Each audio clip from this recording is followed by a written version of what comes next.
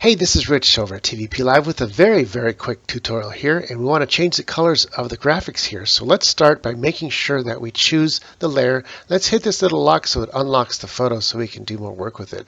First thing, let's get rid of the background. We're going to grab the magic tool, come down here and set it to 100% because these are solid lines. I'll click in the white and hit delete. That deletes everything else. Now all we got to do is get rid of these little portions here. So I'll click there, click there, delete, and continue doing that until all the little white spaces are gone. And once we have the background gone, it turns the whole piece into a PNG if we save it as such. But now we can do other things such as changing the color. We pick a color here. Let's pick a nice deep red, hit OK, grab the paint bucket and make the heart red.